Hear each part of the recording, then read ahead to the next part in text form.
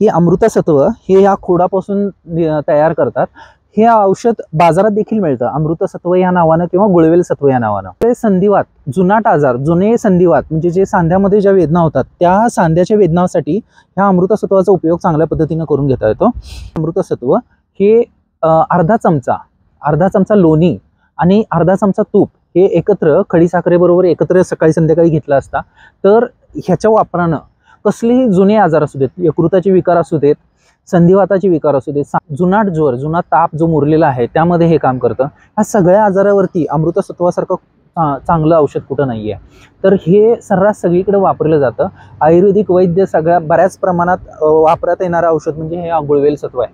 गुळवेलीचा वापर कुठल्या आयुर्वेदिक दवाखान्यात होत नाही असं नाही। बस्ती असू दे म्हणजे पंचकर्मातली बस्ती जी आहे त्यामध्ये गुळवेलीचा वापर खूप केला जातो। म्हणजे जे पंचकर्मात जे औषध पुश केलं जातं बस्तीमध्ये त्यामध्ये ह्या गुळवेलीचे गुळवेलीचे खोड आणि आलं हे दोन्ही म्हणजे ह्याचा 1 अंगूळ खोड आणि आल्याचा तुकडा हे चेचून सकाळी संध्याकाळी त्याचा रस पिला असताना जुनाट कसल्याही पद्धतीचा संधिवात असू दे तो पूर्णपणे बरा होतो। 1 महिना घेऊन बघा ह्या गुळवेलीच्या रसानं। ह्याचे साईड इफेक्ट कुठलेच नाही आहेत। ह्या गुळवेलीनं सगळ्या शरीरामध्ये ताकद येणं हे एवढंच घडतं। ह्याचे दुसरे कुठले शरीरावरती किंवा आपल्या बाकीच्या ऑर्गनवरती कुठले साईड इफेक्ट होत नाहीत।